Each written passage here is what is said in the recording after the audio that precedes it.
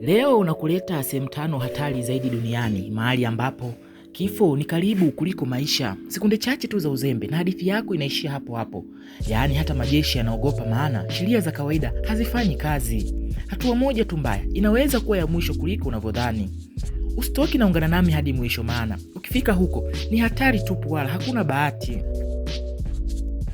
North Sentinel Island ni kisiwa kinachopatikana ndani ya visiwa vya Andaman, ndani ya bahari ya Hindi, chini ya mamlaka ya nchi ya India. Kina ukubwa wa takribani kilomita za mraba 60.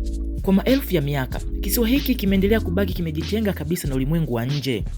Kisiwa hiki kinakaliwa na kabila la Wasentano, mojawapo ya makabila machache sana duniani ambayo hajawahi kuanzisha mawasiliano ya kudumu na jamii za nje. Mara nyingi wamefananishwa na makabila ya kale ya msitu wa Amazon kwa sababu ya maisha yao ya jadi na kujitenga kwao.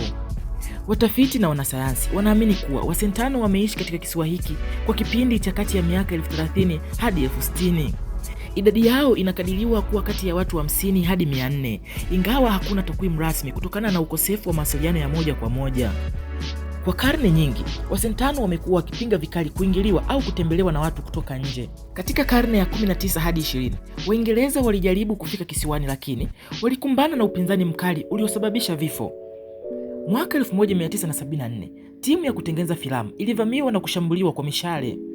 Pia mwaka 2006, wavuvi wawili wa Kihindi waliuawa baada ya mashua yao kusogea karibu na pwani ya kisiwa. Na hivi karibuni, mnamo mwaka 2018, John Allen Chau, mhubiri kutoka Marekani, aliuawa alipokuwa akijaribu kuingia kisiwani humo. Tangu mwaka 1956, serikali ya India ilitangaza North Sentinel Island kuwa eneo la hifadhi ya makabila. Tangu wakati huo, imekuwa ni marufuku kabisa kwa mtu yeyote kukaribia kisiwa hicho ndani ya umbali wa kilomita 5 kutoka pwani yake. Area 51 ni kituo cha siri cha kijeshi cha Kimarekani kilichopo katika jangwa la kusini mwa jimbo la Nevada, takriban kilomita 135 kaskazini magharibi mwa jiji la Las Vegas.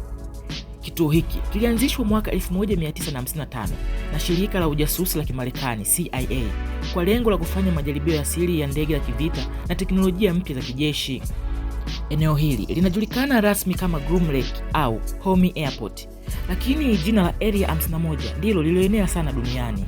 Kwa mujibu wa serikali za Marekani, Area 51 hutumika kama eneo la kujaribu ndege za kivita zenye teknolojia ya juu. Kituo ambacho ndege maarufu za kijasusi kama U-2 spy plane na SR-71 Blackbird zilifanyiwa majaribio. Licha ya maelezo rasmi ya serikali, watu wengi wanaamini kuwa Area 51 inahusishwa na masuala ya viumbe wa anga wanaojulikana kama aliens. Imani hii iliongezeka baada ya tukio la mwaka 1947 huko Roswell, New Mexico, ambapo inadaiwa chombo cha wageni wa anga kilianguka. Kuna madai kuwa mabaki ya chombo hiko pamoja na miili ya viumbe hao vilihamishwa kupelekwa Area 51 kwa uchunguzi wa siri. Pamoja na matukio maarufu yanayohusishwa na mada ya Area 51, ni Gary McNaughton, haka wa kompyuta kutoka Uingereza, inasemekana aliweza kuhaki mifumo nyeti ya ulinzi ya Pentagon pamoja na kompyuta za NASA mara kadhaa, hali iliyopelekea NASA kuzima mifumo yake kwa takriban saa 22. Lengo lake kuu lilikuwa kuchunguza kama kweli Marekani inamiliki au kuficha taarifa za viumbe wa anga.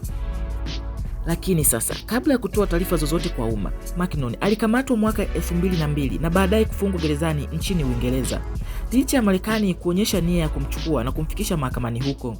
Hadi leo, Area 51 bado ni eneo lenye ulinzi mkali na usiri wa hali ya juu. Ni marufuku kabisa kwa mtu yote kusogelea au kuchunguza eneo hilo bila ruhusa maalum ya serikali ya Marekani. Doomsday Vault, inayojulikana rasmi kama Svalbard Global Seed Vault, ni ghala maalum la kuhifadhi mbegu za mimea mbalimbali duniani.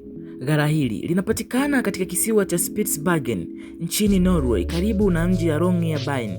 Lilianzishwa mwaka 2008 na linaendeshwa na Nordic Genetic Resource Center, Nordgen. Lengo kuu la hifadhi hii ni kuweka akiba ya kimataifa ya mbegu kama tahadhari ya baadaye. Mbegu hizi huhifadhiwa kama nakala mbadala ili kulinda mazao ya kilimo dhidi ya hatari mbalimbali, ikiwemo vita, majanga ya asili, mabadiliko ya tabia nchi, pamoja na kutoweka kwa aina fulani ya mimea kunakoweza kusababishwa na wadudu, magonjwa au uharibifu wa mazingira. Ghala hili limejengwa ndani ya mlima wa barafu katika kina cha takriban mita 120 chini ya ardhi. Eneo la Svalbard lilichaguliwa kwa sababu ya teknolojia na kiuchumi. Hali yake ya baridi ya kudumu husaidia kuhifadhi mbegu kwa muda mrefu, hata endapo mifumo ya umeme itashindwa kufanya kazi. Zaidi ya hayo, eneo hilo liko juu ya usawa wa bahari, hivyo hupunguza hatari ya kuathiriwa na mafuriko ya bahari yanayoweza kutokea kutokana na kuyeyuka kwa barafu. Svalbard ina hali ngumu ya hewa, ikijumuisha baridi kali, theluji nyingi na kipindi cha giza kinachodumu kwa miezi kadhaa kila mwaka. Kutokana na umuhimu na usalama wa gara hili, eneo hilo ni marufuku kwa umma. Watu hawaruhusiwi kutembelea au kufanya uchunguzi bila ruhusa maalum. Fort Knox ni miongoni mwa maeneo yenye ulinzi mkali zaidi duniani.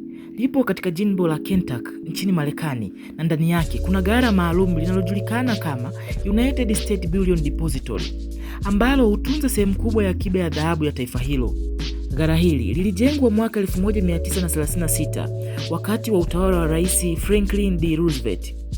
Ujenzi wake ulilenga kuhakikisha dhahabu ya Marekani inalindwa katika eneo lenye usalama wa hali ya juu. Kwa mujibu wa taarifa rasmi, Fort Knox huhifadhi takriban tani 4,600 za dhahabu safi, kiasi kinachokadiriwa kuwa karibu milioni 147.3 za ounce, thamani inayozidi dola bilioni 200. Kiasi hiki kinawakilisha takriban nusu ya dhahabu yote inayomilikiwa na serikali ya Marekani. Fort Knox inajulikana kwa mifumo yake ya kiusalama ya hali ya juu, ikijumuisha ulinzi wa kijeshi, teknolojia ya kisasa na kanuni kali ya kuingia ndani ya gara. Kwa sababu hiyo, ni eneo ambalo haliruhusiwi kutembelewa na umma wa kawaida. Mapishi ya Coca-Cola ni mojawapo ya siri zinazolindwa kwa umakini mkubwa zaidi duniani. Tangu yalipotengenezwa kwa mara ya kwanza na John Pemberton mwaka 1886, formula hii imehifadhiwa kwa usiri wa hali ya juu, huku watu wachache sana wakipewa ruhusa ya kuifahamu. Katika hatua za awali za kampuni ya Coca-Cola, mapishi hayo ya siri yalikuwa yakihamishwa mara kwa mara ili kuhakikisha usalama wake. Lakini baada ya kampuni hiyo kununuliwa na wawekezaji wakiongozwa na Ernest Woodruff, formula hiyo ilipelekwa na kuhifadhiwa ndani ya benki moja jijini New York. Mnamo mwaka 1925, mapishi hayo yalihamishwa katika Trust Company Bank of Atlanta, ambapo yaliendelea kuhifadhiwa kwa usalama kwa kipindi wa takriban miaka 86. Mwaka 2011 uliashiria mwanzo wa sura mpya katika historia ya siri hii. Kampuni ya Coca-Cola iliamua kuondoa mapishi hayo kutoka benki na kuyaweka katika World of Coca-Cola, makumbusho maalum yaliyopo Atlanta, yaliyoundwa kwa lengo la kuonesha historia ya urithi wa chapa hiyo. Makumbusho haya huvutia wageni kutoka maeneo mbalimbali duniani wanaokuja kujifunza safari ya kinywaji hiki maarufu. Ingawa wageni wanaruhusiwa kutembelea sehemu kubwa ya makumbusho ya Coca-Cola, lakini chumba kinachohifadhi mapishi halisi ya kinywaji hicho ni marufuku kabisa kuingia au kupiga picha. Eneo hilo linalindwa saa 24 kila siku, usiku na mchana, kuhakikisha kuwa siri ya Coca-Cola inaendelea kubaki kuwa siri. Kufikia hapo usina mengi ya ziada. Usisahau kusubscribe, kucomment na kushare video hii. Tukutane video mpya zinazofuata. This is Feed Epic. Bye bye.